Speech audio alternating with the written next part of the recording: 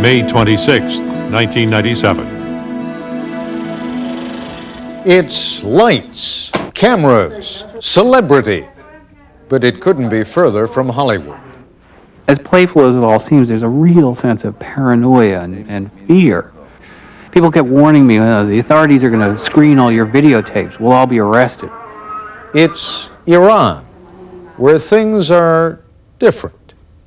Here's this man, he's a writer, director, painter, musician. He translated Kierkegaard into Farsi, grew up on American movies. This is his teenage daughter. This is his wife, Faria. I mean, she's an architect, went to Harvard, worries about cholesterol. Tonight, Hollywood in Tehran. Iran through the filmmaker's lens.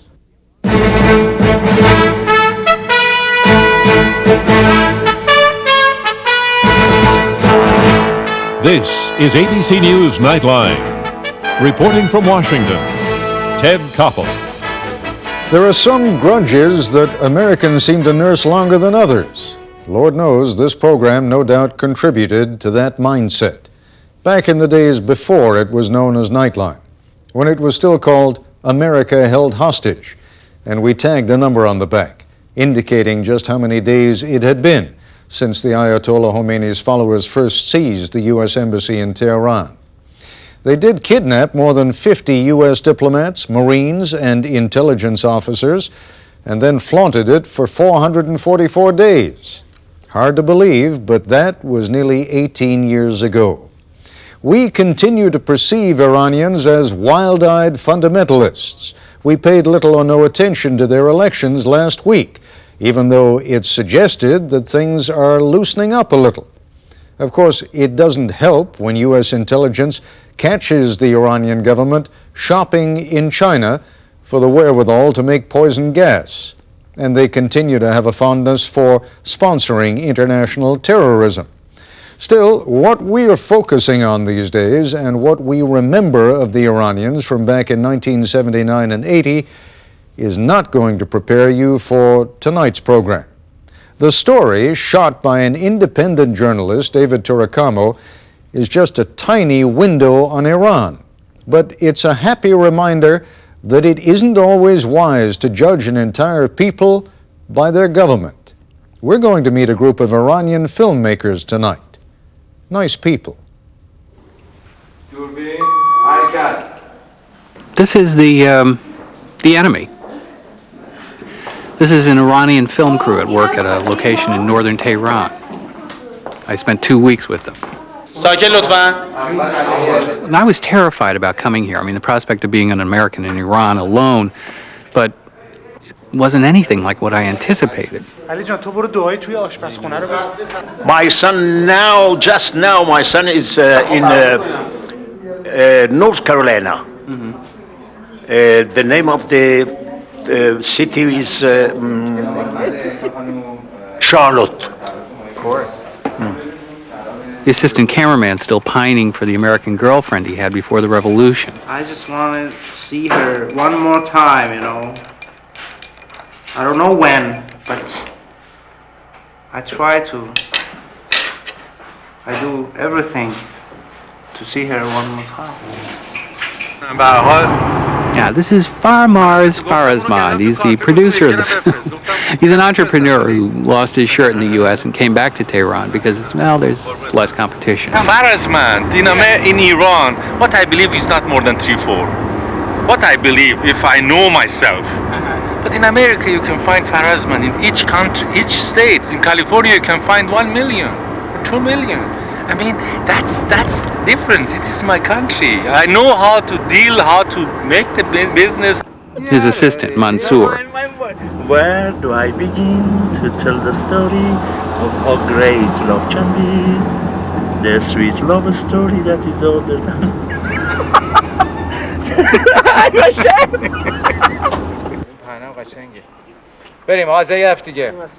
The director, and one of the country's leading filmmakers, is Dariush Mehrjui, who made it clear that actually he was just as leery of Western journalists. I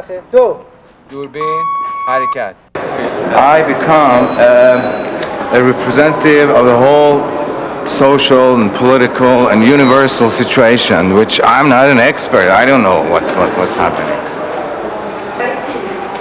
And they're surprised, wow, in Iran you have cinema. I mean, how many films do you make? And how do you do things like that? No, excuse me.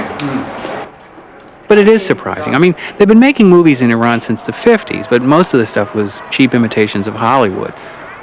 Then as the Khomeini revolution swept the country in the 70s, movies were seen as a symbol of Western decadence. And in the worst incident, a theater was firebombed and about 300 people killed. Since then, the government controls every aspect of production and distribution. They determine where and when and for how long a movie can be shown. They have to approve the script, the casting, the crew, and the final edit. Directors who are in favor with the regime get a green light, and those who aren't get their scripts rejected year after year. There is a definite framework in which you could work. Mm-hmm. You cannot deviate from that. If you do that, then you break the norms, you know. Mm-hmm. And that is not allowed. Mm-hmm. In spite of all the restrictions, though, they turn out about 70 films a year, ranging from comedies to police dramas, although there can't be any blood. There's no physical contact allowed between men and women. They can't even hold hands. And women, just as in real life, must cover their hair at all times. Actually, the fact that serious films can be made here at all is due in large part to Mehrjui. It was his film, The Cow, that convinced the Ayatollah that cinema could play an important role in an Islamic society, which is ironic considering he studied at UCLA. And as soon as I got there, I started looking for a job here and there and there and there, and finally I found a job. Guess what? It's a secret. Uh-oh. No, really, because I don't want anybody to know it. Okay. Not in Iran. All right. Well, it wasn't really. I became a dance instructor in Arthur Murray. This is Dariush's 15th film. It's called LEILA. It's about a young woman who can't have children because she's infertile. So her mother-in-law insists that the husband take a second wife. The husband is played by Ali Mustafa. I mean, there were people in the crew of this film who had already faced the same problem. I heard them say so. They had examples of the same thing. The makeup woman, she has a similar story in her own family. And I have heard stories of the same kind. It's something quite common. I think this film is going to be very successful films because they have a lot of actions, the action the people likes. I mean, that's because all the Iranian, if you're talking about the marriage or the second wife and the first wife, this is in the blood of the people, and the man loves to have, for example, second wife.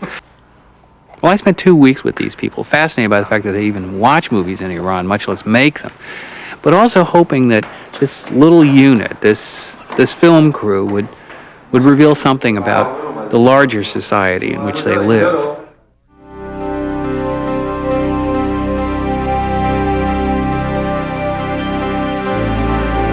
This is ABC News Nightline, brought to you by Northern Telecom.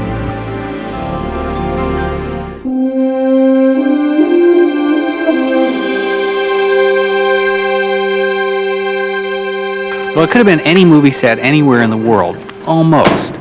I mean, people would roll in every morning for wardrobe, makeup, superficial kissing. That's Mr. Khani, the production manager. He was always talking about the fact that he had once worked with Anthony Quinn. It's just that of all the people there, he was the most like a Jewish mother. There was always fruit and tea and massive egos. See, the woman playing the mother is one of Iran's leading stage actresses, kind of the Helen Hayes of the country. And the problem was she kept flubbing her lines and fighting with Mehrjui. So he got so frustrated, he started cutting her part down, and then she retaliated by throwing a fainting spell. All right. Very. Held up production for 2 hours one day. Very means let's go. Well, the budget for this film is less than $500,000. They'll be in production for about 12 weeks. There are no unions here. There's no overtime. People are paid a flat rate to work as long and as hard as it takes to get the job done. Except for the key roles, most of the actors are amateurs. Well, as playful as it all seems, there's a real sense of paranoia and fear. Don't record it. People kept warning me, the authorities are going to screen all your videotapes. We'll all be arrested or something. You know, I interviewed the star of the film, LEILA, and afterwards somebody came up and said, "Oh, you can't use that footage. Her hijab, the scarf they wear, it wasn't properly adjusted. There could be problems, you know." And they said, "Well, it's because she's been in Europe lately and doesn't know." You know, it's like, but that's it. Nobody ever knows for sure. The rules, they change every day. They're subject to somebody's whim. Today was Ali's birthday. He wouldn't say how old he was, just that he's worried about losing his hair. Do people recognize you on the street? Are you... Not many. Not like they recognize that guy, Mr. Sharifinia. Sharifinia. He's the assistant director and also a popular television actor. He finds one of his competitors. Very popular. See, there's always these budding starlets visiting him on the set. Now, he didn't care that I'd photographed this encounter, only that I might have recorded what was said. I'm in the mood for love. Next morning, I was on my way to the location, and word came that shooting had been canceled. Layla's father had died the night before. Let's go there. Turns out he was also one of the country's major directors, and the next morning there was this memorial for him.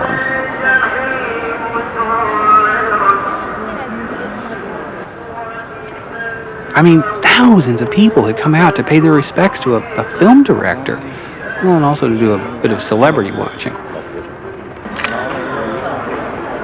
Of course, in the middle of all this, Farzman finds a bright spot.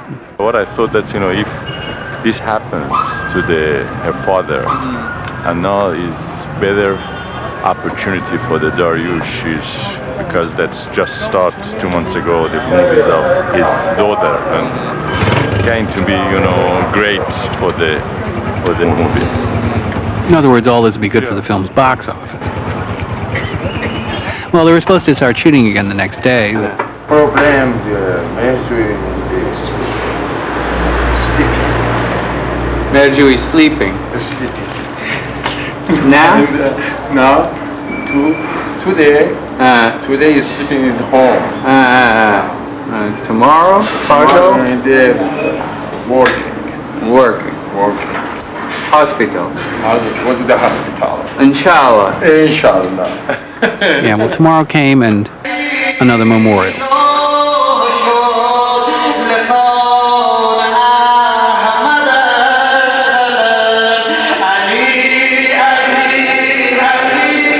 realized it's been almost a week since...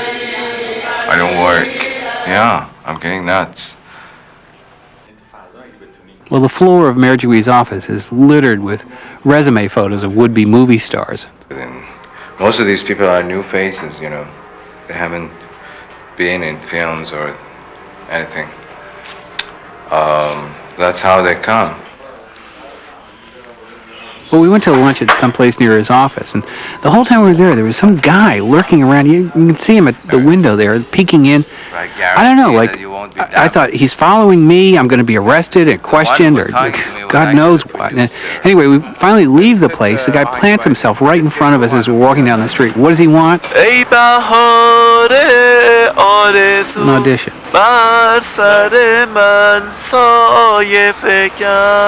آمد بهار آرزو نغمه مرغان سحر آمد بهار آرزو. And that's when it dawned on me. I mean, here's this country caught between a state religion and the cult of celebrity. And good luck. Thank you. Oh, fine. Thank you. Motshakkaram. Very much.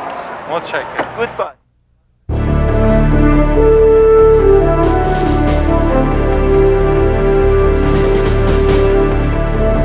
I think it's been 8 or 9 days since the production's been shut down because of Hatemi's death. Every day I end up hanging around Farazman's office, killing time. One day I complained to Dariush that something like this had never happened in Hollywood, and he goes off on American movies. Showing violence and killing, and then at the end, the man ends up victorious and he goes to a new happiness. That's Farazman's secretary, Mariam. Why don't I take you all out to lunch? Cello kebab or something. Cholo kebab. You like cholo kebab? Yeah. Okay. Don't you? Me, yes. Why doesn't Dariush put you in the movie? Yes. I will not be a good star, movie star. I don't think so. Why not? I'm not nice. I'm not, I haven't any attraction. You gotta be kidding. Well, it wouldn't have been proper for us to even have lunch on Chaperone, so I spent the day with Sharia, the assistant cameraman. Good morning. He's divorced, living in a basement apartment. Makes about $800 a month, which is a lot for Tehran, but about a tenth of what he'd make in the States. He said, this country is much more American than you think. I think it was 5 years ago. I was in my national team. I was a pro bowler. You were a pro bowler? Yeah. Do you know bowling? It's my bowling shirt. One of it. Uh-huh. And this is my name right on it. Well, he's been to Europe. He's seen what's out there, and his dream now is to come to the United States, work for a while, improve his skills, and come back. I don't know. Maybe it takes long time, but I'll do it. I don't care. I do it. And bring something different from my people, a new technology, new equipment, a new idea, and I hope I can do it. I hope. It reminded me that at one point I'd asked Mehrjui about the movie, what was the underlying theme. People are caught up in a particular situation in which they're helpless against, and they had no role in inflicting those, bringing out those problems, but they're just caught in it, and they have to find a way to get away from it. I had an exhibition of my works. I kept asking him, is that really a metaphor for living in Iran today? And he wouldn't say, but here's this man, he's a writer, director, painter, musician. He started a literary magazine, he translated Kierkegaard into Farsi, grew up on American movies, loves Woody Allen. After I'd met his family, this is his teenage daughter, it just seemed incomprehensible to find somebody like this in this country. This is his wife, Faria. She's an architect, went to Harvard. She's designing a new civic center, worries about cholesterol. Do you really think she feels it's necessary that she cover her head when she's with me? And it's not such a big deal. You get used to it. It's like, any kind of uniform. I don't follow up all the things. For example, this group and Islamic group, they say it because maybe is not my idea. But this idea of the Islamic, they say, for example, your family, your daughters, they should be in the safe side. I am just thinking about that's my daughter. If she's going to be 18 or 19, what I want to, the first man is going to touch her. I want to be her husband. You know what I mean? Yeah.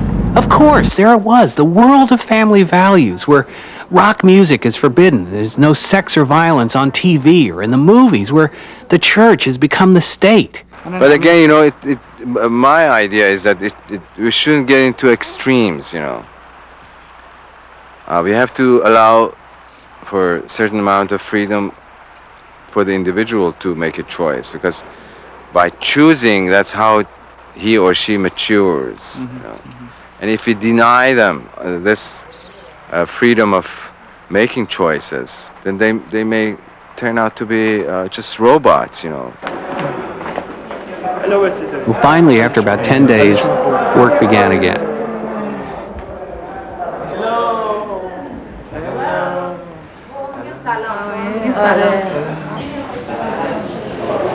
are you today? Well, as I said, I'd hoped that by spending time with this film crew, this little community, I'd learn something about the larger society, the country itself. But after 2 weeks, what did I learn? Well, about half the crew needed a ride home that night.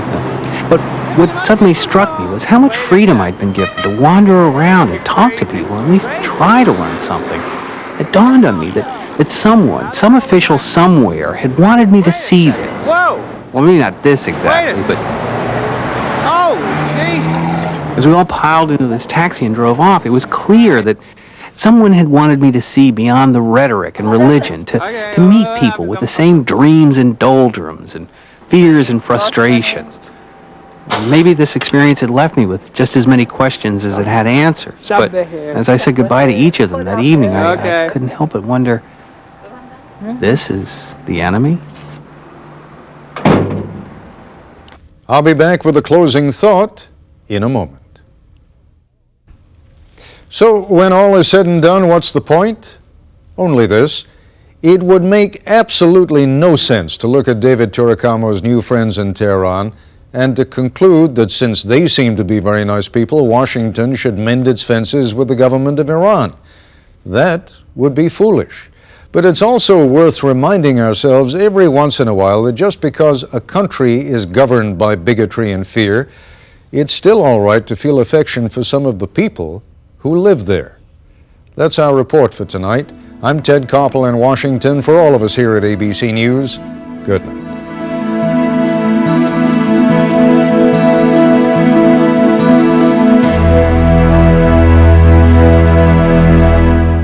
Nightline has been a presentation of ABC News. More Americans get their news from ABC News than from any other source. ABC News, now always on.